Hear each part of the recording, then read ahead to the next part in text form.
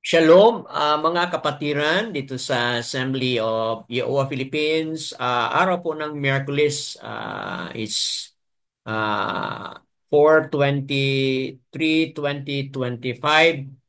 at 6:56 in the evening na po, mga kapatid. So, tuwing tayo ay nagtipon-tipon sa araw ng Miyerkules, meron po tayong scriptural study, mga kapatid. So, hindi po ready yung ating resources doon sa episode number 30. Kaya nag-shift tayo ng very important and very special topic, mga kapatid. Itong topic na pag-usapan natin, once saved, always saved. Opo. Ah, yes, may problema yung headset. Sige lang po, brother. Okay, so mga kapatid, yun po ang ating pag-usapan today. Once saved, always saved. So ito po ay doktrina na commonly expounded or commonly promoted by most born again or Christian religion, mga kapatid. Okay, so but tayo ngayon bilang mga believer of Abba Yahuwah. So, ang tanong natin is, ano ba? Do we believe also on this, mga kapatid? Ito ba ay talagang katuruan mula kay Abba Yahuwah? Or ito ba ay isang teaching? This is a man-made na teaching or this is a human tradition. So, yan po mga kapatid ang ating tatalakayin sa oras na ito. At nawa makakaroon din kayo ng open-minded to learn and relearn. Kasi nga po, tayong lahat, malamang dumaan tayo sa ganun na mga pag-iisip. Okay, so it's a time for us to learn and relearn, mga kapatid. At be willing to go back to Scripture at tingnan po natin kung ano ba talaga yung katuruan ni Abba Yahuwah, mga kapatid. So, please allow me to share our screen for our discussion, mga kapatid. Okay. Yan po ang ating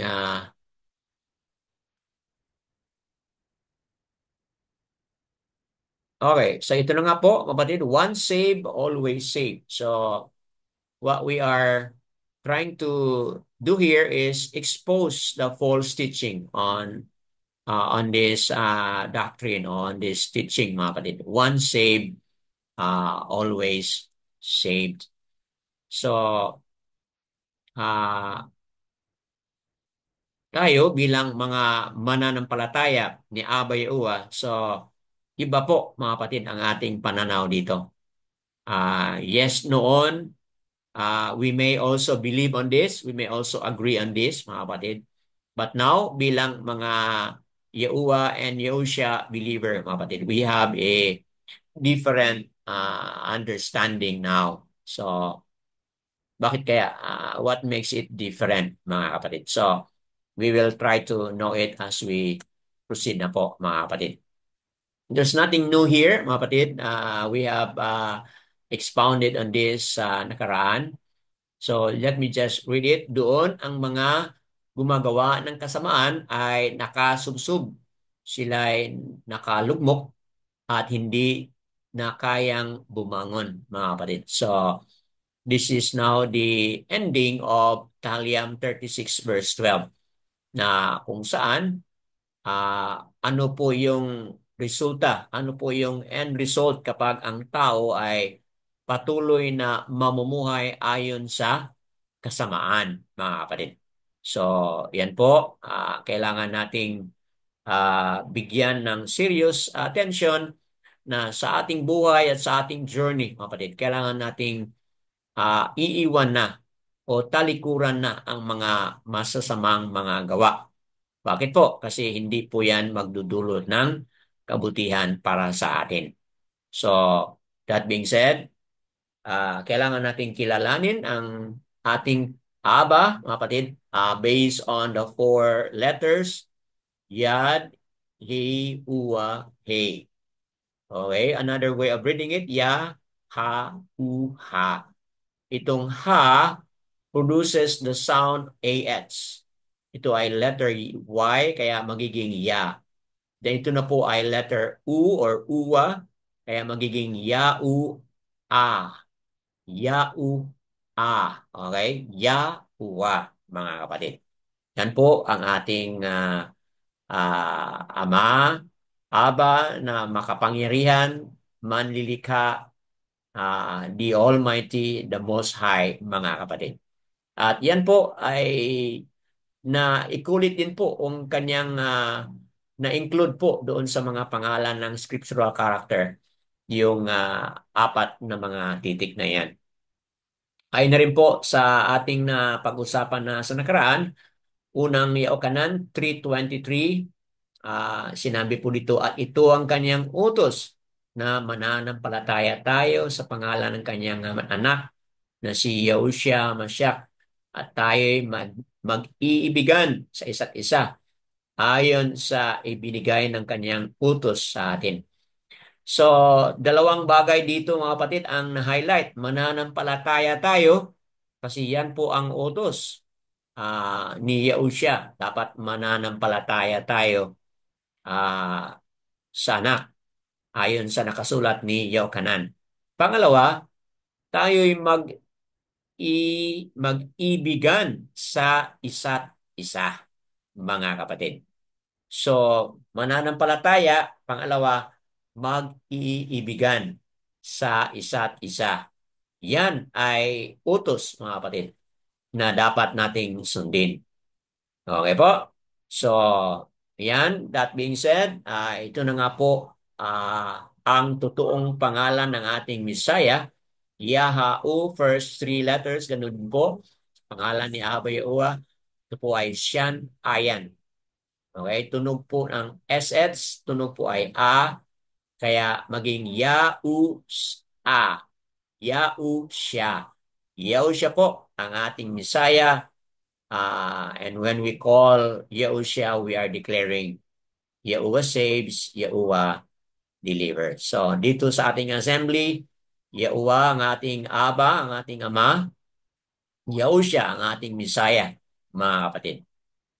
So let's begin with this question. What is the danger of this teaching? Bago ko ipakita yung ating sagot dito, do you have anything to interact on this? Ano sa palagay ninyo mga kapatid? Ano yung danger dito sa katuruan na one saved, always saved? Yes po, sister? Ano po, Brother Dan, hindi na masyadong serious sa Torah. Kasi, Hmm. parang, save na ako. Parang ganun. Aha, Mm. tama. So, mawawala na yung ating dedication, seriousness sa pagsunod ng Torah. Okay? Anyway, ligtas na ako. Okay? At forever ligtas ako. Di ba? Yeah, good observation, sister. Good sagot. Anyone else? Meron pa bang other danger? Brad, Opo, Brother Pio. Go ahead po. ah, alam natin no, na ito'y teaching namin namin noon. Oh, laging Natin. laging tinuturo 'yan na secure tayo kahit Oh. ano pang mga ginagawa nating mga pagpakasala, Hmm. basta kuan lang tayo kanang mag confess lang tayo, ah, para bang ah, wala nang limit ba ang tao. Oh. Wala na siyang ah, hindi na siya nag-fear ni Yahuwah. Hmm. So, yan ang danger na yan siguro ang danger ng teaching na ito. Okay. So, makarelate, no? Mga kapatid, si Brother Pio at Sister Annabel, makarelate sila, no? Kasi lagi nilang na-emphasize o naririnig sa mga katuruan ng kanilang mga pastor o sino yung mga nagtuturo sa kanila. Oh, this is really major, isa sa mga major na katuruan o teaching ng grupo no nila ni Brother Pio at Sister Annabel. Highlighting dito ngayon sa nabanggit ni Brother Pio, mawawala na yung ating takot, no? Okay, or ating fear and reverence kay Aba Yahuwah. Okay? Ah, mawawala. Hindi na kailangan kang mag-respect or mag-revere or di na kailangan magbigay-pugay kay Aba Yahuwah. Kasi anyway, secure ka na. Okay? Thank you very much. Meron pa bang dagdag? Ano pa po ang nakita ninyo na danger on this teaching? Brother Dan, Opo, Sister Annabel, go ahead po. ang nakita kong danger dito is that parang easy lang para sa mga tao na makakommit ng sin. Kasi Oh, akala kasi once we accept Yahushua as personal savior, then we are sealed. So mm, kahit magkasala pa tayo, save na tayo. mm, Yeah. So sa ganyang statement, so para sa akin, parang it makes us a bit free from sinning. oh, Because tama. ang sabi ng pastor is, yung mga kasalanan na makamit is we have to only confess, Mm, to acknowledge because Yahushua already forgive us. mm, So all the thing we do is after committing sin is only to acknowledge the sins we commit. So we can go back fellowship with our Creator. mm, So yun ang teaching. So para sa akin, it parang pina-easy ang life. oh, Pina-easy. Um, so yun po, Brother Dan, ang danger is parang easy lang sa taong makakommit ng sin. mm. Yun lang. Okay, so that's a wonderful observation na batay na rin po sa inyong shall we say, inyong mga experiences, no? Uh, so I'd like to highlight yung issue na you're free to commit sin, free to do sin, okay? Kung magkamali ka man, simply confess, no? Yeah. Simply confess. So tama na nga, tama nga, no? Promoting easy life. Kumbaga, it's a contrast to the narrow road, okay? Okay? So, kasi ang opposite ng narrow is broad, di ba? Okay, opposite ng narrow is broad. So therefore, itong once save, always save na teaching is describing like what life is on the broad road, di ba? You are free, malapad, okay? Malawak, anong gusto mong gawin, gawin mo lang. Okay? Something like that, no? Okay. Thank you very much. Meron pa bang magdagdag bago tayo mag-proceed sa mga possible sagot dito sa unedited, truth unedited, no? Kinuha natin itong ating information mula sa truth unedited. You have something to add, mga kapatid? Okay, so allow your mind to process, mga kapatid. So ito na nga yung nakuha natin, into belief is simply a mental decision. Okay? Itong itong katuruan ito ay naka-zoom in siya dito sa paniniwala. Okay? Enough na ang paniniwala kung ang inyong paniniwala, ang ating paniniwala ay nasa ating isipan. Okay? Belief is simply a mental decision. Okay? Kapag mentally you are in agreement, ikaw ay naniniwala na sa ano yung ginawa ng ating Misaya, okay? Ligtas ka na.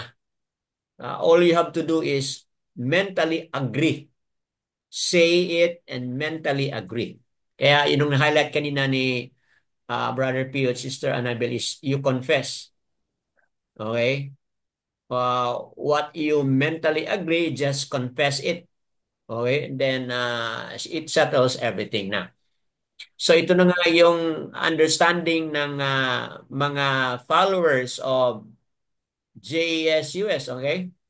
When a person decide to accept JESUS and believe in their heart that JESUS died and rose again on the third day, kung ikaw ay mag-agree mentally and then ikaw ay magsalita about that, tapos na. Okay? Tapos na ang inyong kaligtasan. They are now finished and we're saved forever. Ligtas ka na hanggang walang katapusan na kaligtasan. All you have to do is mentally agree and then decide to accept and believe na siya na nga ang namatay para sa atin at nailibing at nabuhay muli. Ligtas ka na once you have it. Anything you wanna add before tayo mag-proceed?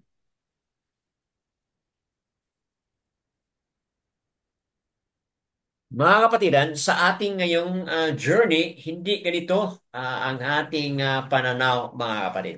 So, mamaya tingnan natin kung ano ba yung ating kaibahan bilang mga mananampalataya ni Abay Yahuwah. Yes, Brother Pio, you have to add something? Wala, Brad. Okay. So this mindset brings a person into, okay? So ang ating mga susunod na makikita dito yung mga danger nga. Which is also na-highlight na ninyo mga kapatid. So this mindset brings a person into what? Okay? Una is conformity. Conformity with the world. Okay? So anyway, kung magkasala ka o magkamali ka, all you have to do is say it, confess it. Okay? So, it's just okay to conform with what the world is doing.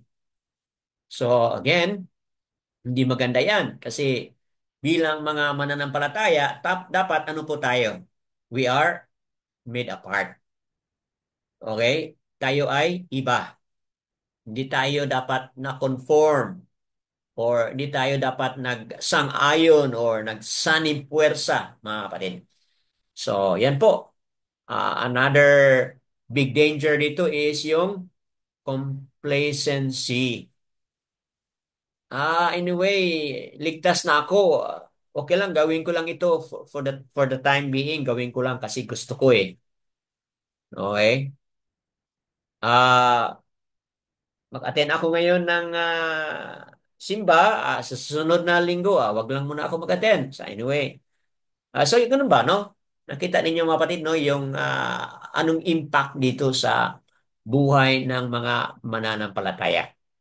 Okay? Conformity, complacency, then another is also tolerance. So, kung ito yung ginagawa ng mundo, pabayaan lang yan. Okay? So, there is what we call tolerance. Anyway, yan naman ang ginagawa ng karamihan. Okay? Okay na lang yan. Tanggapin na lang natin yan. So, there is what we call tolerance. So, as opposed to, dapat strict tayo. Okay? Dapat firm tayo bilang mga mananampalataya ni Abba Yahuwah. Okay? And then, fourthly is it brings a person separation. Separation from what? Separation from Abba Yahuwah. Kasi nga po, ito, conformity with the world, complacency kung ano yung mga right rulings, ano yung mga laws and instruction, very complacent. Kung ano yung mga uso at ginagawa ng mundo. Okay? So all of this brings a person away. Okay? Separation. Okay? Away and away from Abba Yahuwah, mga kapatid. So, kayong mga manonood sa Republish, pagmuni-munihan daw ninyo kung totoo ba ang mga danger na ating na-highlight na ito, mga kapatid, or problems na ating ma-highlight dito sa doctrine or teaching on once saved, always saved. At pwede pa ninyong dagdagan mga other important terms dyan, mga kapatid, na which you think is also appropriate. Opo, so feel free kayong mga manonood sa Republish, feel free po to share your thoughts and your feelings about this. So ang sunod ngayon na ating sasagutin is, meron bang basis sa scripture? Okay? Itong mga proponent, itong mga promoter ng doctrine ito, once saved, always saved, meron ba silang mga references? Pagpapatuo na talagang ito ay nakasulat ayon sa scripture? Okay, makinig muna tayo sa iba. Brother Pio and Sister Annabel, ano yung minsan ninyong maririnig na mga tinuturo sa inyo as a basis po dito sa doctrine ito o teaching na ito? Ah, sa akong na hinumduman brother, Opo. gitudloan mi ana nga once we are saved, uh, the Holy Spirit, ruach mo sealed na nato para nga Hmm. bisag unsa pa mahitabo nato, saved saved guro ta. Hmm. So unsa mo uh, unsa man jud ang pinakaklaro ana nga uh, konselyado ta nya mo kuan ta kanang mo backslide ta, di ta Hmm. mo tuman sa mga laws kasuguan. So murag wa gyud po effect ng kuan ang atong Ah. pagka believer ana. Hmm. So wala effect siguro ang once saved always saved ana. Hmm. So Okay. mo Kung balikan natin yan, yung if you just confess with your mouth, no? Kaya makikita natin yan sa writings ni Paul, di ba? Ah, Yeah. sa Romans chapter 10. Romans chapter 10 verses 9 and 10, di ba? What you believe in your heart, confess with your mouth, at ligtas ka na. Okay, so talagang may contribution dito, no? Itong mga writings ni Paul. Ayon doon sa nabanggit mo, Brad, writings din ni Paul yan, no? Yung nakasulat diyan sa Ephesians ba yan, no? Yes, yes, Brad. Ephesians na you are sealed by the rook po. Mga So, friends ni Paul. yeah. So, writings po rin ni Paul yan na mababasa natin sa Book of Ephesians na once the rook Hakadus comes, then you are sealed. So, yan, pinick up yan ng mga teachers or ng mga theologians on this doctrine, no? Once saved, always saved. Apo. So let me share what unedited truth share, no? Ginamit niya po itong Yochanan 3:16, which is very ano po, ito na yung pinaka heart of the scripture, di ba? Commonly understood by everyone as the most important verse, di ba, mga kapatid? So, Can I ask somebody to read this in Tagalog and in English as well? Sige po.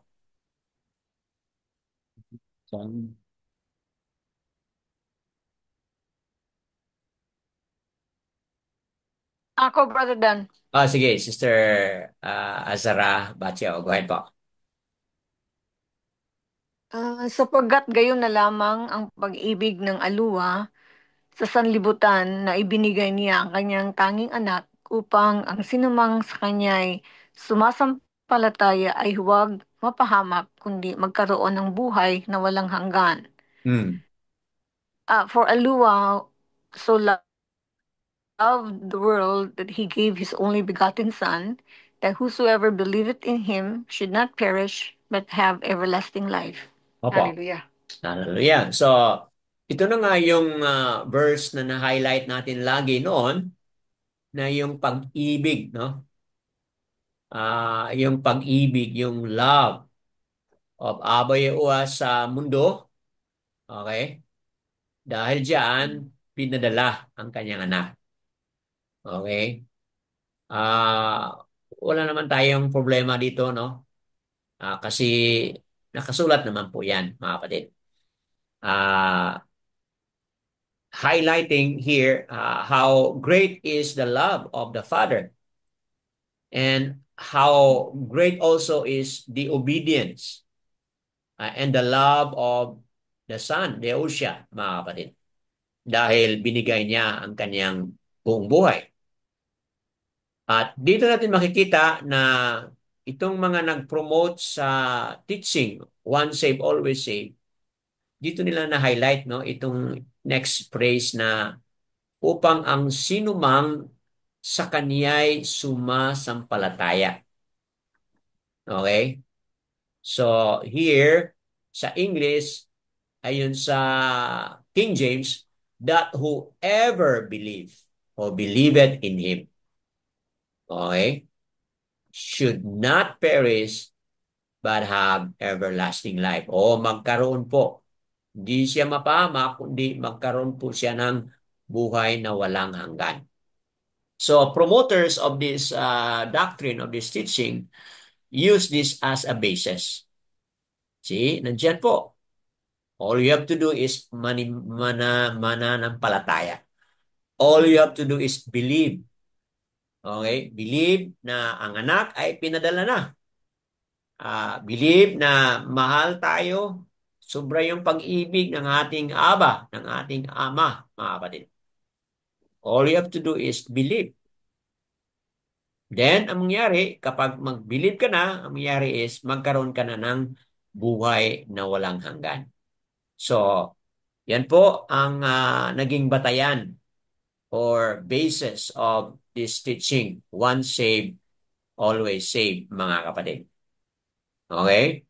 Now, we don't find anything dito na dapat nating baguhin, no? Kasi meron naman pong mga other references na nagsasabi, no? Ayon dito. Okay, for example, let's proceed po. Wala dito sa PowerPoint natin. Let's proceed po sa chapter 3 rather, ng Yaokanan. Punta po tayo sa, okay,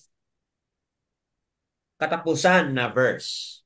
Chapter 3 verse 16 ito, di ba, mga kapatid? Kindly proceed to chapter 3 verse 36, mga kapatid. Can somebody go and open? Chapter 3 rather, verse 36 ng Yaokanan, mga kapatid. Sige po, anong nakasabi diyan? Brother Dan, Opo, Brother Pio, go ahead po. chapter 3, verse 36. Opo. He who believes in the Son has everlasting life. Hmm. He who does not believe the Son shall not see life, but the wrath of Yahuwah abides on him. Okay. Anong translation po yung binasa mo, Brad? New King James, no? Oo. Okay. So, mga kapatid, narinig at nabasa narinig natin sa nabasa ni Brother Pio na ang nakasabi diyan sa second phrase, no? Kasi yung first phrase is also related dito sa Yohanan 3:16, di ba? Believe, okay? He who believes in the Son possess eternal life. So supported po yan dito sa Yohanan 3:16. Pero yung next line din dito is, but he who, okay? Ang nakasulat diyan sa New King James is, but he who does not believe, no? Tama ba, Brad, no? The Son or the Son shall not see life. Sa Hallelujah Scripture, okay? Sa Hallelujah Scripture, mga kapatid, iba Okay. po ang nakasulat dito. But he who does not obey the Son shall not see life, but the wrath of Alua remains in him. Okay? So, may kaibahan po. Sa New King James, does not believe. But dito sa Hallelujah Scripture, does not obey. Okay? Meron pa kayong ibang translation?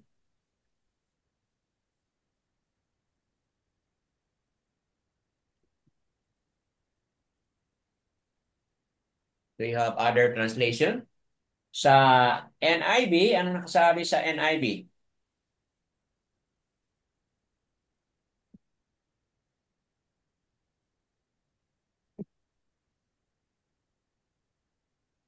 Sa NIV.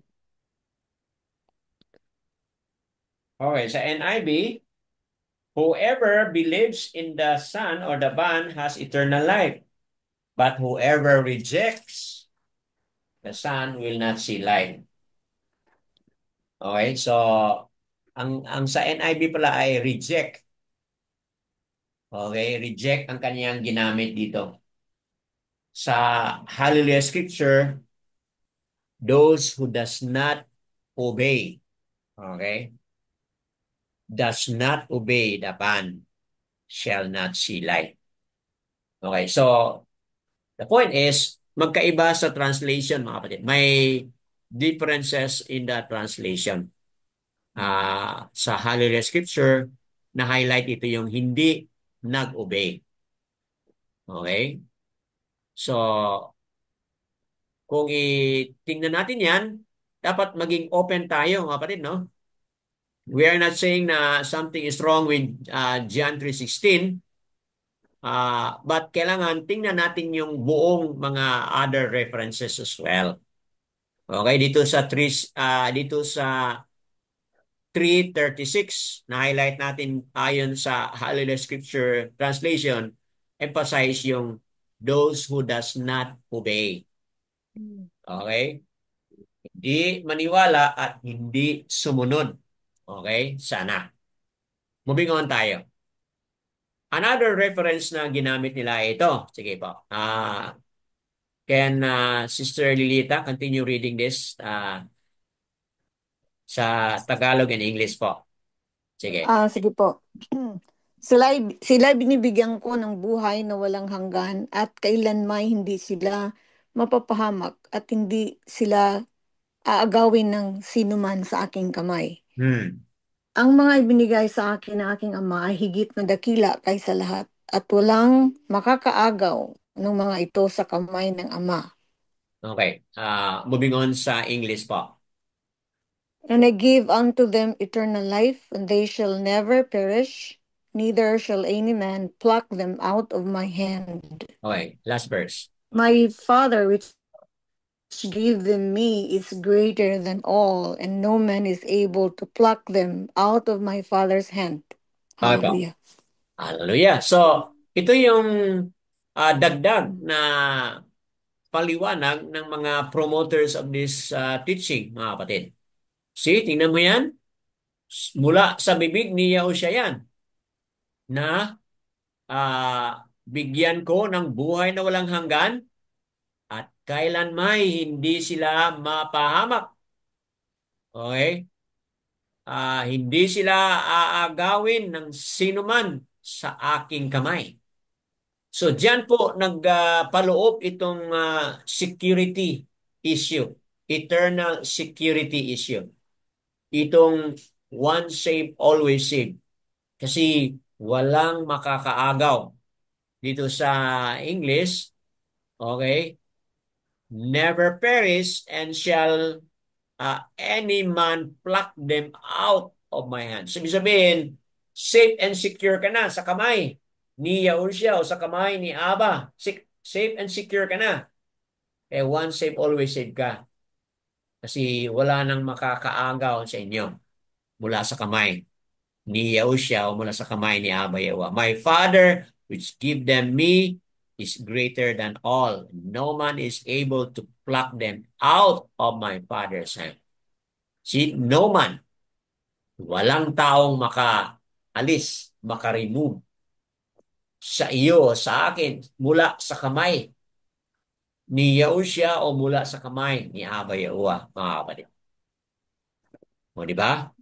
So talagang, ano po, safe and secure ka kapag ikaw ay nabigyan na po ng buhay na walang hanggan. Walang hanggan. Wow. So, talagang sigawan ng mga tao dyan, no? Okay, mga kapatid? Yung mga nagbabasa nito, they would shout out. Okay, tama, ang ganda, ang sarap ng pakiramdam na how safe we are. We are always safe, mga kapatid. Okay po? Moving on. Ah, okay. Sorry po, hindi ko ito dito na erase, no? Hindi ito kabahagi dito. Based on those verses, okay, itong mga nabasa natin sa Yohanan 3:16, Yohanan 10, 28 to 29, okay? Based on those scriptures, mga kapatid, ano po yung ating makukuha? Based on those scriptures. Okay po? Yun na nga, no? Once you are truly saved, you can never lose it. Yun po. Kung ikaw ay totoong ligtas ka na, hindi na mawawala yan sa inyo. Okay? So, they have unlimited, okay, get out of jail. Yung na-mention kanina ni Sister Annabelle na you have the sense of freedom to do kung ano yung gusto mong gawin. Okay? So, unlimited. Get out of jail. Diba? Sabihin, kapag nagkasala ang tao, diba, mabilanggo siya. Okay, yun po ang magiging consequence, diba? Kapag magkasala ang tao. Yeah. Pero, dahil ito siya ay one safe, always safe, kung nagkasala man siya'y nabilanggo, pwede siyang ma-bail out. Pwede siyang makalabas. Okay? At magiging free na naman po siya na gagawa po ng ganun na mga kasalanan, whatever, mga kapatid. So, yun po ang picture dito. Once you are truly saved, you can never lose it. Therefore, ever man may mga pagkukulang, may mga failure ka, mga kasalanan ka, okay, you have unlimited. Ibig sabihin, walang kupas, walang limit. Okay? Na kapatawaran, kumbaga, tingnan natin yan, or you can always get out of the jail. Hindi ka mananagot, kumbaga, doon sa kasalanan na yan. Okay? Note, you cannot read from these verses, mga kapatid, from any of those verses na ating na-highlight, you cannot read from these verses word for word. Okay? Ito. You can never read this word once saved, always saved dito sa mga verses na ating pinakita sa inyo. Or let me challenge anyone, kayong mga manonood sa Republics. Kung meron kayong nakita na verse, baka hindi ko nakita, pwede po ninyong ilagay sa comment. You make a comment to correct what we are saying here. At dahil meron kang verse na nakita, prove it and write it on the comment section, mga kapatid. Okay?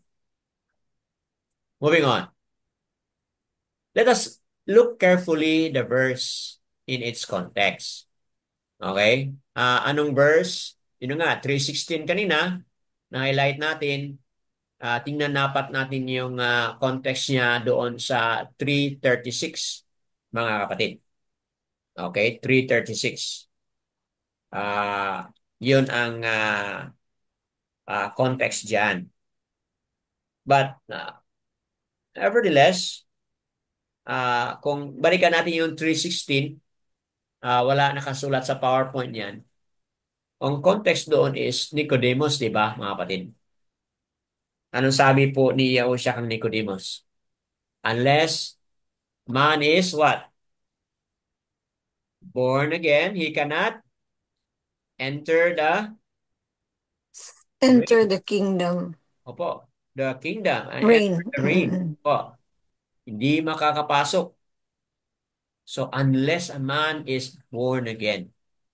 So, yun po pala ay kasali doon sa terms and condition na kailangan mag-born again ang tao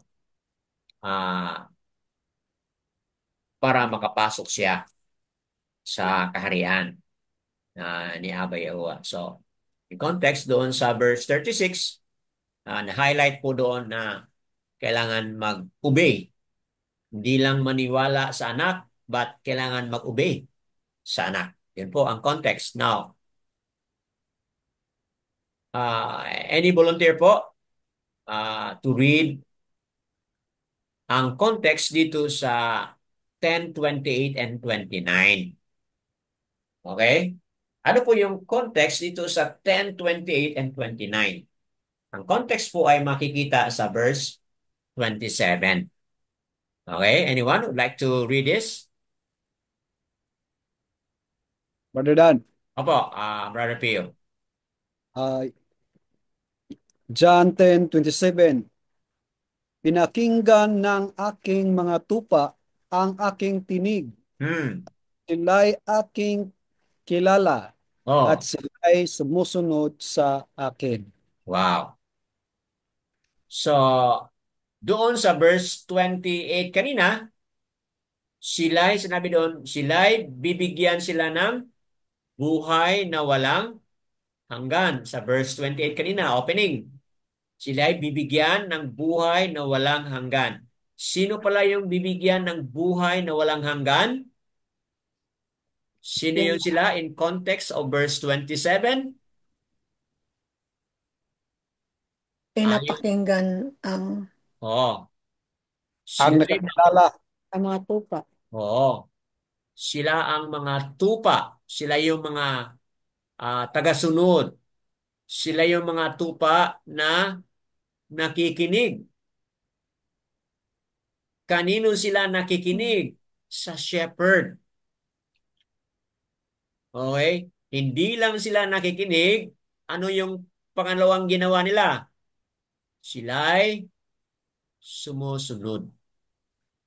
sumusunod. Apo. They hear and they follow. Okay? Kung sa English, Brother Pio, pakibasa po ng English. Yahokanan 10:27. My sheep hear my voice, and I know them, and they follow me. Po. So, sabi niya siya, ang aking tupa, alam ko.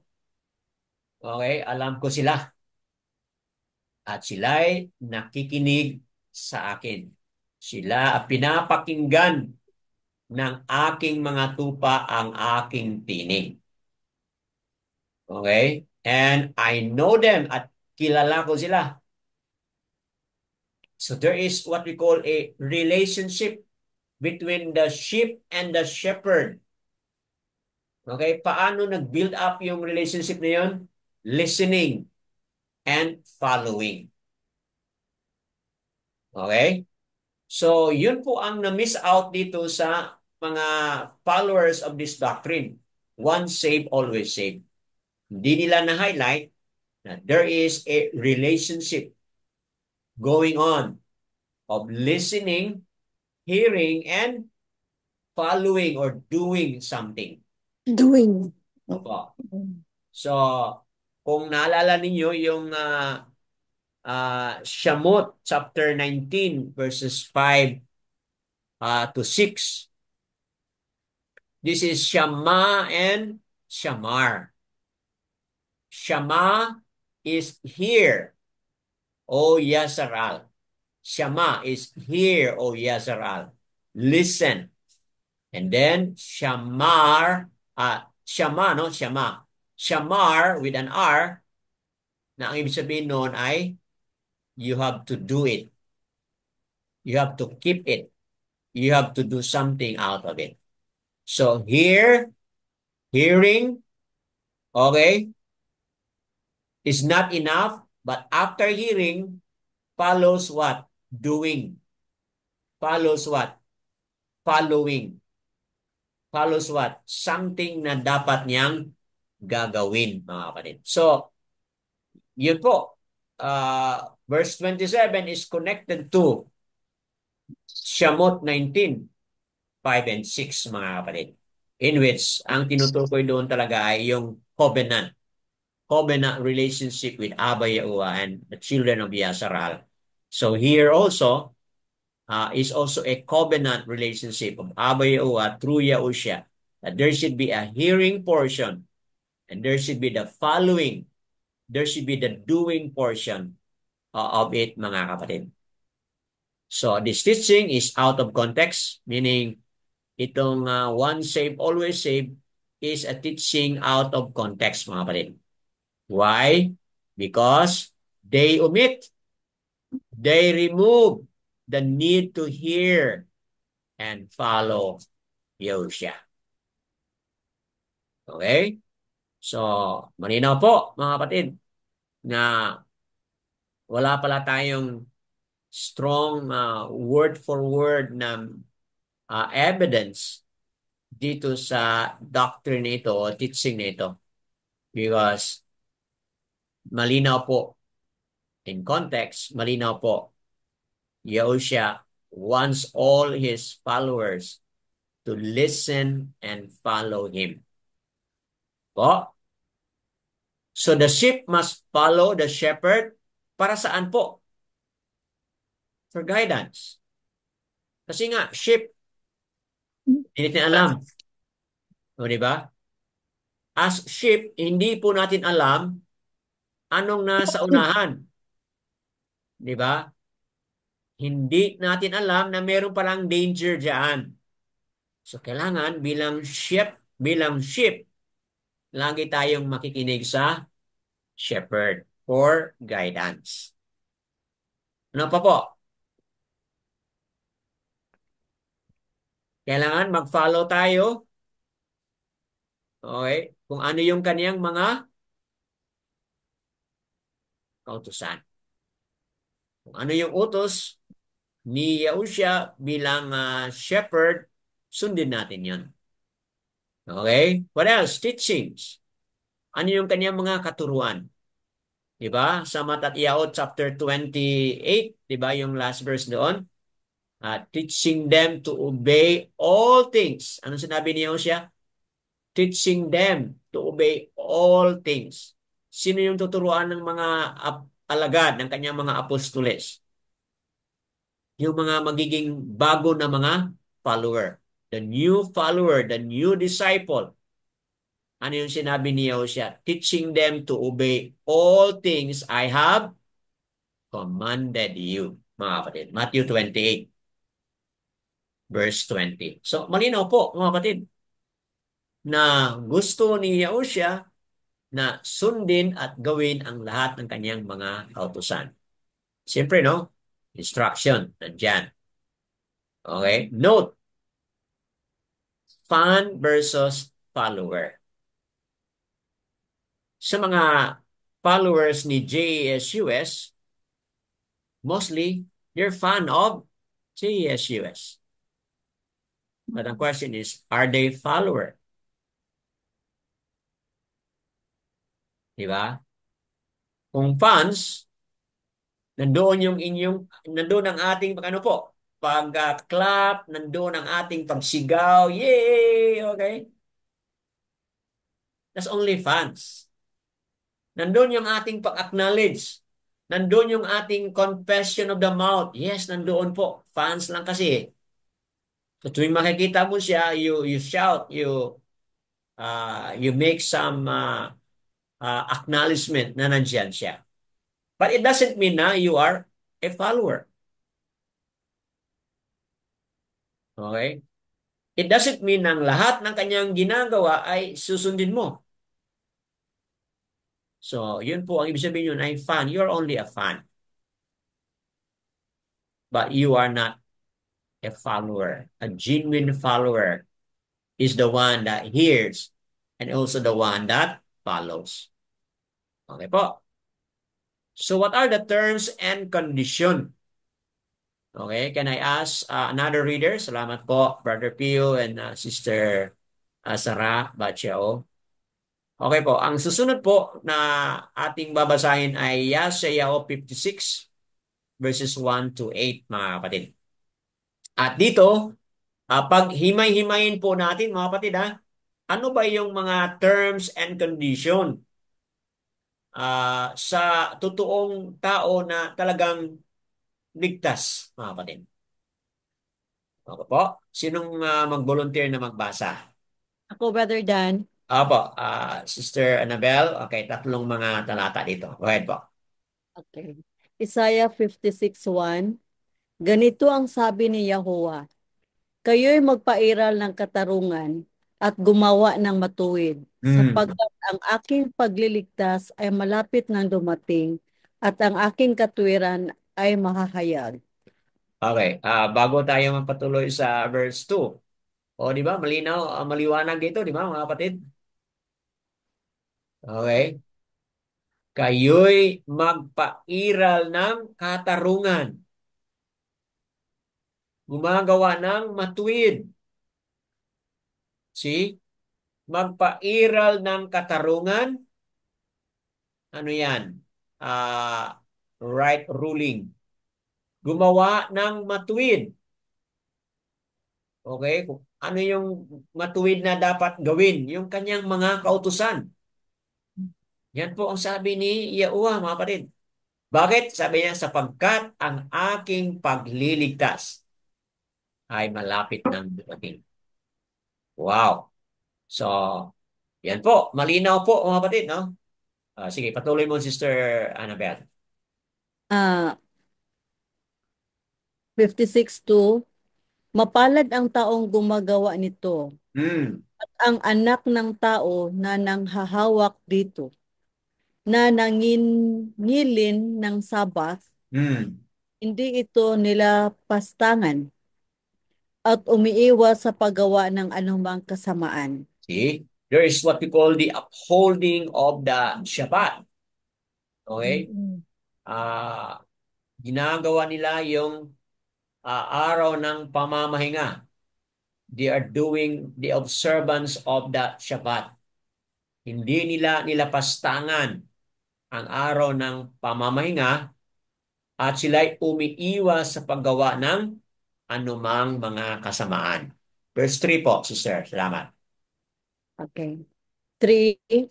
Ang dayuhan na sumasanib kay Yahuwah ay huwag magsasabi, tiyak na ihihiwalay ako ni Yahuwah sa kanyang bayan, at huwag sasabihin ng iyonoko, narito ako'y punong kahoy na tuyo. Okay. So, yan po ang patuloy na pagpapaliwanag dito, no? Na patungkol doon sa mga dayuhan. So, meron palang pag-asa ang mga dayuhan, yung mga foreigner, yung mga stranger na nagsanib puwersa or nagsama kay Aba Yahuwah, mga kapatid. Okay? Meron silang chance na maging bahagi din po.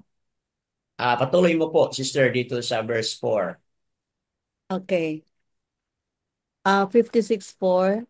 Sapagkat ganito ang sabi ni Yahuwah, tungkol sa mga Iyonoko na nangingilin ng aking mga sabat at pumipili ng mga bagay na nakakalugod sa akin at nag-iingat ng aking tipan. Okay? Patuloy pa itong explanation doon sa mga dayuhan, yung mga stranger. Sila ay pumili na i-observe ang Shabbat. Sinabi niya dito ay ito'y nakakalugod sa akin, sabi ni Aba Yahuwah. Sila ay nag-iingat sa aking tipan. See, those who uphold the covenant, mga kapatid. Verse 5, sister. Ibibigay ko sa kanila sa aking bahay at sa loob ng aking mga pader ang isang alaala at pangalan na higit na mabuti kaysa mga anak na lalaki at babae. Bibigyan ko sila ng walang hanggang pangalan na hindi maglalaho. Okay, moving on. Okay, so, andyan po, verse 4, 5, mga kapatid, na nandyan yung ah, anong gagawin ni Aba Yahuwah sa kanila. Okay? Ah, pati ang kanilang mga anak na babae o anak na lalaki, mga kapatid. Bibigyan ko sila ng walang hanggang pangalan na hindi maglalaho. So, there is so much benefit of those who observe the Shabbat, mga kapatid, at gumagawa ng mga bagay na kalugod-lugod sa harapan po ni Abba Yahuwah. Okay. Sister, patuloy mo na itong, ubusin mo lang ito, sister. Okay, go ahead po. Okay. 56:6. At ang mga dayuhan na sumasanib ni Yahuwah upang maglingkod sa kanya at ibigin ang pangalan ni Yahuwah at maging kanyang mga lingkod, bawat mangingilin ng sabat at hindi nilalapastangan ito at nag-iingat ng aking tipan. Okay po. Verse 7. Sila ay dadalhin ko sa aking banal na bundok at pasasayahin ko sila sa aking bahay dalanginan. Hmm. Ang kanilang mga handog na sinusunog at ang kanilang mga alay ay tatanggapin sa aking dambana, Hmm. sapagkat ang aking bahay ay tatawaging bahay panalangin para sa lahat ng mga bayan. Okay po. Verse 8 last. Gayon, gayon ang sabi ni Yahuwah, na nagtitipon ng mga itinapon mula sa Israel, titipunin ko pa ang iba sa kanya bukod sa mga natipon na. Okay po. So, malinaw po dito mga kapatid kung ano yung tinutukoy dito sa totoong kaligtasan. Okay? Dadalhin ko sila sa aking banal na bundok. Nasabi po ni Abba Yahuwah. Okay? Bakit? Sa niya, sapagkat ang aking bahay ay tatawaging bahay panalanginan. Okay? Because according to His will, ang kanyang tahanan, ang kanyang bahay should be a house of prayer. Okay?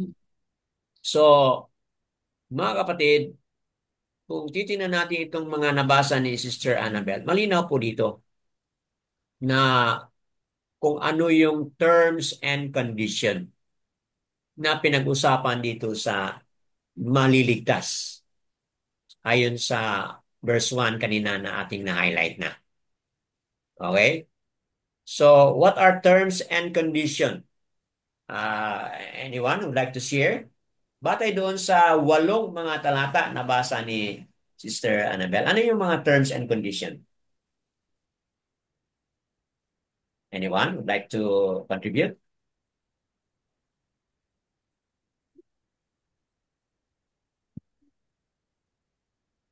Meron po ba? Terms and conditions. Magpairal ng katarungan, Brother Dan. Opo. So, ano yung katarungan? Ano yung totoo? Ano yung tama? Yun ang dapat ay gagawin. Yeah. Yes. Thank you for that. Meron pa ba?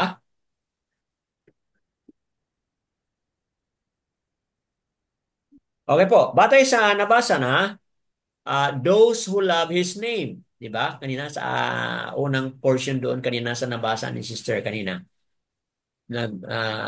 Nagmamahal sa pangalan. Sa ating opening kanina, those who revere His name. Di ba? Those who revere His name. So yan po ang unang condition dito. Pangalawa, those who live as His servants. Namumuhay bilang kanyang mga alagad. Born Yasaral at yung mga hindi born Yasaral, mga stranger, mga Gentiles, kumbaga, dapat magsilbi sa kanya. Okay?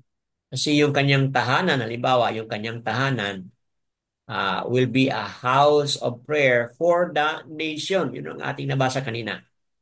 House of prayer for the nation. So, ibig sabihin, any Gentile na naging mananampalataya ni Aba o uphold who love the name of Abba Yehoah and who live as a servant of Abba Yehoah doon sa tahanan, doon sa hayakal, pwede siyang manalangin doon, mga kapatid. Kasi yung kanyang hayakal ay masasabi natin na a house of prayer, mga kapatid. Pangatlo po, those who keep from defiling the Shabbat. Tama. Kanina, paulit-ulit na nabasa yun, no? Yeah. Na nag-o-observe talaga ng Shabbat. So, sino yung masasabi natin na talagang ligtas are those who are not defiling the Shabbat.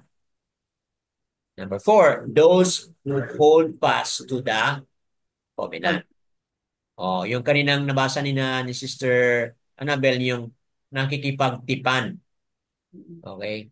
Those who uphold, those who keep my covenant o His covenant, mga kapatid. So, ibig sabihin, if you sum it up, no, talagang sumunod sa Torah. Sumunod sa instruction po. Sumunod lang lahat ng mga kautusan. Yan po, malinaw po na meron palang terms and condition na dapat gawin. But dito sa once saved, always saved, ano lang yung terms and condition? In your mind, agree. Mentally, agree. And what you believe in your mind and in your heart, simply what? Say it. Confess it. Accept. Yun po yung mga katuruan ni Paul, mga kapatid. But dito, sa Yesaya chapter 56 verses 1 to 8, malinaw po na meron palang mga terms and condition. At itong 4 na ating na-highlight na rin po. Now, are there scriptures that go against this teaching? Okay? Wala naman tayong nakitang strong evidence na wala, even word for word talaga, once saved, always saved. Wala tayong nabasa. Ayon lang sa mga pagpapaliwanag yun. Emphasis, mga kapatid, ng mga, shall we say, ng mga religious leaders. Okay? Yun ang kanilang mga emphasis, mga kapatid. So dito, ang next is, meron bang kasalungat? Meron bang nag-go against dito sa teaching na ito? What do you think, mga kapatid? Meron ba? Marami po. Okay? So excited ako mag-share. Maraming mga go against, maraming mga contradiction, maraming magsalungat na mga references. Magsalungat dito sa one save, always save. Una dito sa Kazon 3:22. Ang may pandinig ay makinig sa sasabihin ng rook ng mga assembly. So, mga kapatid, dito pala sa ah, assembly ng mga mananampalataya. Of the 7 na mga assemblies, merong 5. Of the 7, 5, mga kapatid, merong specific na mga references that go against itong once saved, always saved. So ano po ito? Sige, can I ask another reader? Sino pong pwede mag-volunteer? Si Brother Felix, nandiyan pa ba?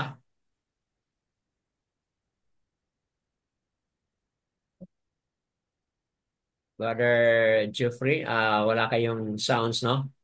Ano yan? Sige, Brother Pio. Kindly read po itong una. Revelation 3:22. Papa. Ang may pandinig ay makinig sa sinabi ng Espiritu sa mga iglesia. Revelation 2 verse 5. Papa. Kaya't alalahanin mo kung saan ka nahulog. Oh. Sisi ka at gawin mo ang mga bagay na ginawa mo noong una. Kung hindi, darating ako sa iyo at aalisin ko ang iyong ilawan mula sa kinalalagyan nito, malibang magsisi ka. Oh. So, kontra ito sa one save, Always say. always save. Bakit kontra? Titignan mo yan, oh. Ito ay assembly ng Ephesus or Apasyam. Anong meron doon anong problema doon sa Apasyam? Yung kanilang first love. Okay? Nanglalamig na ang kanilang naglalagablab na pag-ibig noon. Ngayon ay naglalamig na. So dahil diyan, anong sabi ni Yehusha? Kayong mga taga-Ephesus, mga assembly diyan sa Ephesus, anong sabi niya? Magsisi kayo. Saan man kayo nahulog, okay? Kailangan magsisi kayo. Ano yung unang pagmamahal ninyo? Ang init ng unang pagmamahal ninyo noon, dapat gawin ninyo ngayon. Kasi kung hindi nyo gawin, anong gagawin niya? Aalisin. Oh, aalisin ni Yahushua ang ilawan. Okay? Mula sa kinalalagyan nito. Ibig sabihin, kapag maalis na yung ilawan, so wala nang magbigay ng ilaw, ng guide. Di ba? Sabi niya, malibang magsisi kayo. So nasaan na dyan ang one save, always save? Wala, mga kapatid.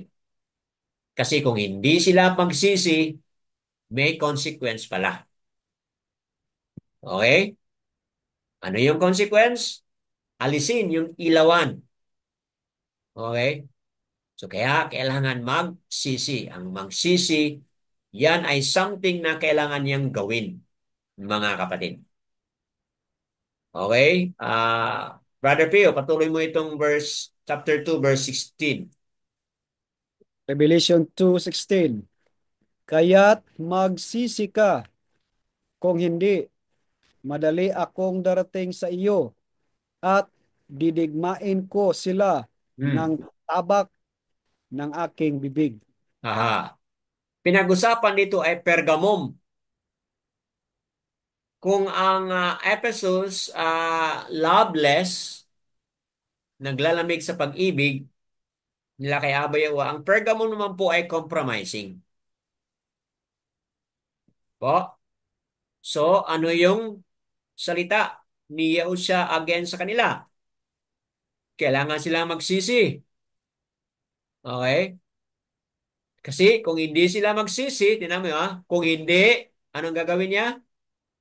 Darat Madali akong darating sa inyo at didigmain ko sila ng tabak ng aking bibig. So, ibig sabihin mga kapatid, wala dito yung one save, always save. Kasi kung hindi sila magsisi, okay, comes Yahusha, merong consequence. Okay? Didigmain ko sila sa tabak ng aking bibig. So, ganon mga kapatid katindi. Hindi pala sang-ayon si Yahusha dito sa katuruan ng ah, one save, always save. Okay, meron pa bang mag-volunteer, Sister Azara? Pwede mong basahin ito, Sister. Chapter 2:22 po. Ito po ay assembly ng Thyatira.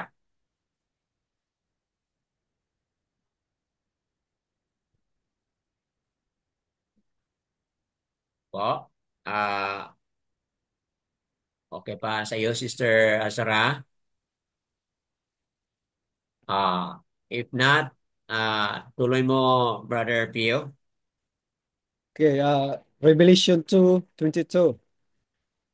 Akin siyang iniraratay sa higaan at ang mga nakikiapid sa kanya ay ihahagis ko sa malaking kapighatian, maliban na kung sila'y magsisi sa kanyang mga gawa.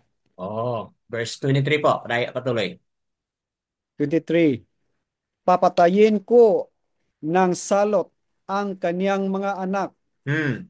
at malalaman ng lahat ng mga iglesia na ako ang sumisiyasat ng mga pag-iisip at ng mga puso at bibigyan ko ang bawat isa sa inyo ng ayon sa inyong mga gawa. Oh. This is Thyatira. There is what we call corruption with immorality on Jezebel dito.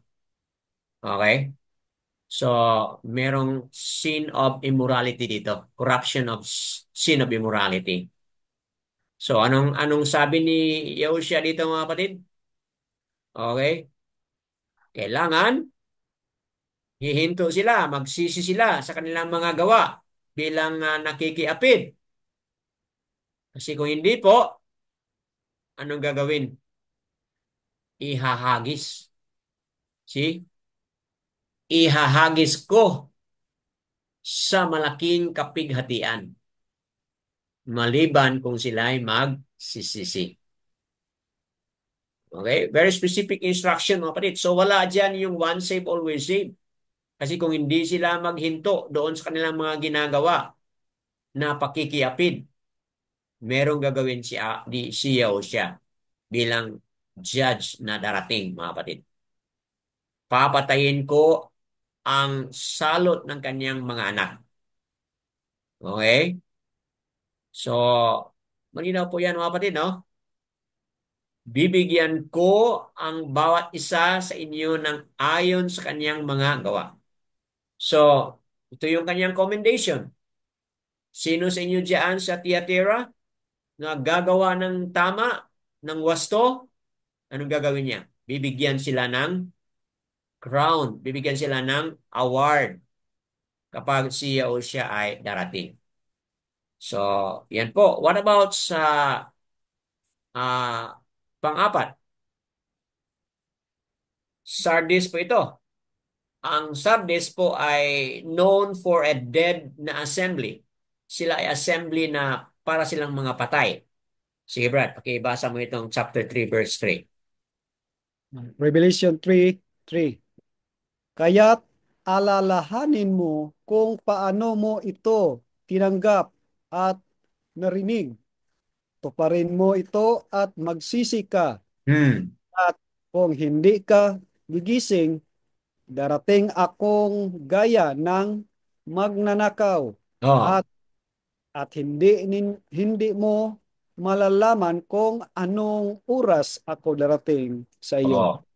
So, malinaw po yan. Ayon sa dead na simbahan ito, Sardis, patay sila. So, ano yung kaniyang instruction dito? Kailangan tutuparin ninyo ang aking mga salita, ang aking tinig. Susundin ninyo at magsisi. Kasi kung hindi sila gigising, ano mangyayari sa kanila? Okay? They will suffer the consequence. So, wala talaga yung once save, always save dyan, mga kapatid. Sige po, ito na yung last. Brother Pio, last. Revelation 3:15. Ito naman po ay Laodicea. Papa. Alam ko ang iyong mga gawa. Ikaw ay hindi malamig o mainit man. Ibig ko sanang ikaw ay malamig o mainit. Oh, 16. Kaya dahil ikaw ay malahi, malahininga at hindi mainit o malamig man, ay isusuka kita mula sa aking bibig. oh. So, nasaan na yung once save, always save dyan? Wala na. Kasi kung hindi sila ah, magbago, dahil lukewarm ito, no? Itong Thyatira ay lukewarm. Sorry, Laodicea rather. Ang Laodicea ay lukewarm. Okay? Hindi sila mainit, hindi rin malamig. Dahil nga lukewarm. So, anong gagawin? Isusuka mula sa aking bibig. Mga kapatid, wala itong once save, always save o isusuka ni Yaosha ito. Referring to believers in Laodicea ito. So in summary, mga kapatid, itong 5 na mga assembly of believers ayon sa nakasulat sa Revelation chapter 2 and chapter 3. Ephesus, okay, there was an emphasis kanina na kailangan mag-repent, magsisi. Pergamum, ganun din po. Thyatira, Sardis, mga kapatid. Laodicea. Ito po yung 5. 5 na mga assemblies. At bawat mga assembly nito, may hamon CEO siya na they have to do something. They have to observe. They have to keep something, mga kapatid. So, yan po. In conclusion, itong topic on once saved, always saved, talagang wala tayong batayan dito, mga kapatid. Basahin natin itong Matthew 24 verse 13. Ano sinabi po dyan, mga kapatid? He who endures to the end will be saved. Malinaw po yan, Matthew 24:13. What about sa Kazon chapter 3 verse 11? Chapter 3:11, ano nang sinabi po dyan, mga kapatid? See, I am coming speedily. Hold what you have, that no one take your crown. Hold what you have. Hawakan mo anong meron ka para hindi ka mawawalan ng crown. Okay po? Matatiao 7:23, 21 to 23. Not all will call on me alone. Okay? At sila ay nag-perform ng ano po? Anong kailang mga perform doon, mga kapatid? Sa Matthew 7:21 to 23, nag-perform sila ng mga miracles. Perform sila ng mga powerful na mga pangyayari. Pero at the end of the day, ano pong sabi ni Yahushua? Depart from me, you are wicked. You are lawless. At anong sabi niya? I do not know you. So yung mga nagtawag na yan, yung mga nag-confess na yan, ngunit sila ay hindi nag-observe ng Torah, mga kapatid, Yahushua will say to them, I do not know you. Okay? Then yung last dito ay pangalawang patar o Peter, chapter 2:21. Ano pong nakasabi dyan? Anyone?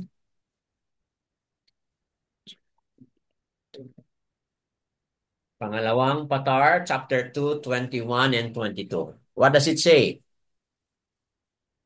For it would have been better for them not to have known the way of righteousness than having known it, to turn from the uh, kados commandment Oh, delivered to them. 22. But it has happened to them according to the true proverbs. A dog returned to his vomit, and a sow having was, saw her wallowing in the mere. okay po. Salamat, Brother Pio. So sa nabasa ni Brother Pio, ano ang sinabi diyan? Okay?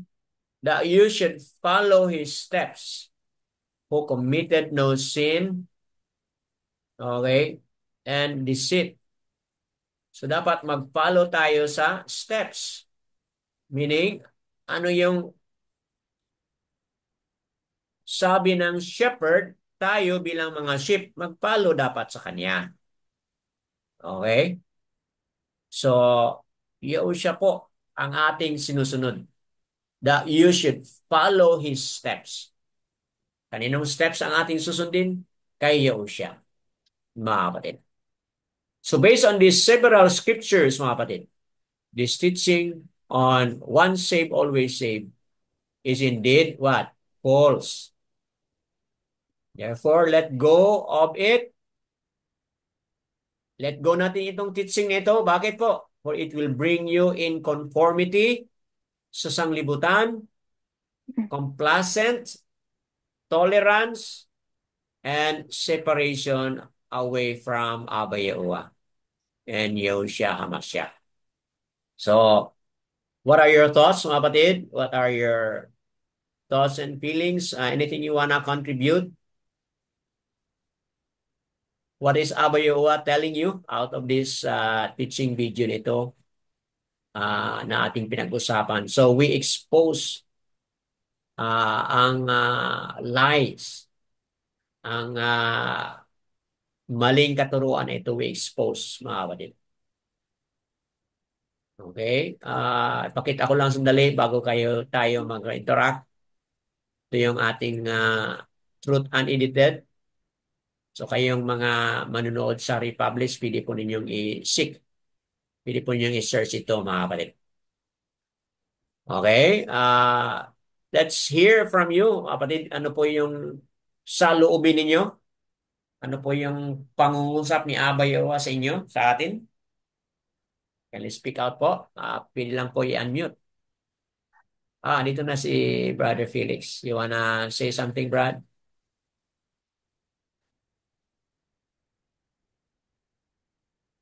Yeah.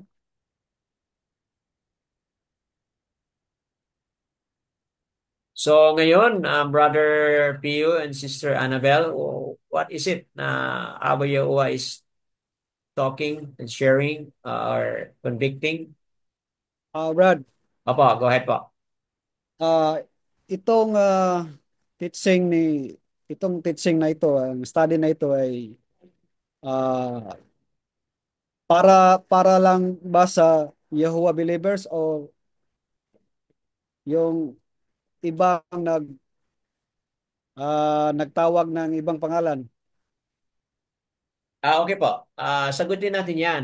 Mga kapatid na manunood sa Republish, ah, ito talaga yung katotohanan. Okay? Kung sundin nyo itong once save, always save, yan ay teaching po ng Christianity, kumbaga. But sa ating napaliwanag na ngayon, ah, malaking problema yon. So, ibig sabihin, ito ay open to anybody. Although kanina na-highlight natin na bilang mga mananampalataya ni Abay o Yosha, kailangan nating itapon itong once save, always save na katuruan. Okay po? But we are not limiting this message for the believers only. But we are sharing this na nawa magkaroon po ng eye-opener, mabukas po ang mga puso't isipan ng bawat isa. Na kahit kayo ay hindi pa mananampalataya ni Aba Yahuwah, this teaching video challenge you to search and dig more the scripture. Yun lang po, Brother Pio. So, para sa mga manunood na mga totoong mga believer na ni Aba Yahuwah niyo siya, then kailangan be willing to learn and relearn o unlearn, mga kapatid.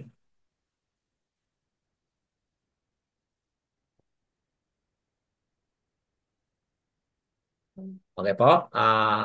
Anyone else na meron pa yung Brother Jeffrey, you wanna say something po? Go ahead po. Actually, ito pong isang doktrina na to na ginagamit din, no, para maligaw yung mga tao ng kalaban. So, isa ito sa mga Deception, doctrines. kumbaga, no? Deception po. Actually, pang-confuse po ito eh. Yung one save, always save. Kung yung ah, believer is continue sa pagbabasa ng Biblia, sa pag-aaral niya, sa tingin ko hindi siya maliligaw. Kasi malinaw doon sa Bible yung mga sinasabi. Hindi lang naman one save, always save is ano na yung parang, yun nga, parang sa akin laziness eh, no? Wala na eh. Parang, maganda yung mga highlight po kanina, no? Complacency. So, parang nagiging tamad yung believer. Pinanghahawakan na wala lang, no? Tapos okay lang na hindi na mag-aral ng salita dahil okay na, safe na siya. Okay na, ayun, isa pa yung nakakabit doon yung hindi na kailangan sumunod sa law, sa Torah. Kasi nga dahil safe ka naman na. So, Tama. nakakaano. So, sa mga nakikinig sa, sa pag-isip sila, ito sa lesson na magandang lesson to eh, Opo. na mag-isip naman sila. Tanungin nila yung mga binabasa nila, yung tinuturo sa kanila. I-research nila yung sarili nila kung tama ba. Kasi kung titingnan nyo sa Genesis pa lang is nalinlang na yung tao eh, si Oo Adan nga. at si Eva. Early on sa Pinangalanan. Genesis pa. Tama. Ano yung inano sa kanila? 'Di ba? Sinuway nila yung instruction. Hmm. So, yun yung unang ginawa ng tao. At Hmm. the same tactic na ginagawa ng kalaban actually sa atin to defy yung law, yung instruction ni Abba Hmm. Yahuwah. So, it's the same tactic, different ano lang ba, doctrines, pero it's the same. Hindi niya hayaan na sumunod tayo. So, yun lang. Maging maingat. Ah, Maging wonderful. Ah, okay, yun lang pa. Opo. Yada yawa. So, wonderful connection doon sa Genesis chapter, ano no? Genesis chapter 3. Okay? Na kung saan yun pa rin ang the same strategy and tactic ng kaaway. Disobey. Don't follow the command. Don't follow the instruction. Ano nangyari, di ba? Napahamak tayo na nagkaroon tayo ng severe consequences dahil sa hindi natin pagsunod. So, ganun din po, maging maingat, mapagmasid ang bawat isa. Kasi sabihin nga natin sa ating modern term ngayon, no, ang sakit kapag ma-scam tayo. Okay? So, kailangan magsuri na, magising at mamulat, mga kapatid. At suriin ang ang maling katuruan nito ayon sa scripture. Yada yawa. Brother Felix, you wanna share something po?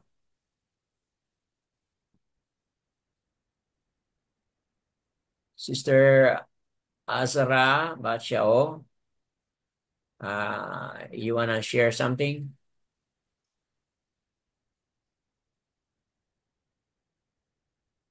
Okay. Mga kapatid, batay po sa ating pag-usapan, ah, Sister Annabelle, you wanna add something pa? Brother Dan, ang masasabi ko is, salamat for this lesson kasi grabe deception talaga. Hmm. Ang topic, Brad, na once save, always save. Ilan bang dekadang itinuro ito sa amin. So, Oh. ano talaga, Brad, no? Parang kaya pala naging issue yung teaching ni Paul, no? Kasi talagang ang daming deception sa mga teaching ni Paul. Hmm. So, yun, Brad. Salamat at yada Yahuwah Yada, yada yo. for this kasi at least hanggang dito lang ang ano namin regarding this matter, Brad. Hmm. Kasi parang baggage din ito sa amin. Oh, Mm-mm. yada. So, kawawa talaga yung mga ang daming Christians na ano dito, Brad, no? Hmm. Na-deceive. Ma-deceive talaga, Brad, kasi sabi nila, it's a New Testament na daw. Yun ang mga reason nila, Brad, na Hmm. it's, grace na talaga for this New Testament is Hmm. grace na talaga yung basis na nagpakamatay na si Yahushua. So, hindi na tayo, nagsakripisyo na si Yosha. So, ngayon, since sa grace na tayo sa panahong ito, kaya ano lang, just ganyan na kasimple ang dapat gawin. Oh. So, kaya ako noon, Brad, sa nabasa ko sa Bible before is nakita ko nga talagang mayroong dapat mayroong Torah, mayroong ganun-ganun. But then after years or decades, ito ang tinuturo, once save always save. So napaisip ko din na ganito lang pala. Sinisimplify, parang ganun, Brad ba? Oh. Dahil daw kasi grace na, ganun pala. So, yun na, Brad. Ah, na na na convince din kami na okay, ito pala. Hmm. But then andito na kami sa Yahuwah community. So, naibalik yung nasa unang isip ko noon na ganito talaga ang dapat gawin. So for this, Brad, na clarify na itong teaching na false talaga to. So at least maiban ang baggage, maibanan. Yada yo. Oh. Yada yawa. Salamat. Praises. Praises kay Aba. Opo. So, yes, mga kapatid, narinig natin yung kwento mula sa karanasan ni Sister Annabelle, sila ni Brother Pio. Kasi talagang nandiyan sila nanggaling. Okay? Kami, narinig namin ito, pero sa aming grupo noon, we don't fully believe on this, no? But sa testimony ngayon, narinig natin na talagang very deceiving kapag tayo dyan ay maniwala. So, yes, mga kapatid, tayo ay namulat na. So, patuloy tayong magsunod kung ano yung tama. Itapo na natin yung hindi tama at sumunod tayo sa kagustuhan ni Aba Yawa. Opo, yada Yawa. Brother Felix, if you have something to add bago tayo magtapos. Okay po. Kayong mga manunood sa Republish nawa itong teaching video on once save, always save. Pwede pa ninyong, you can still go deeper on this. You can study further po. And feel free to make some comments kung meron kayong mga additional pa. Yadaya uwa, all esteem, praises po kay Abay Uwa.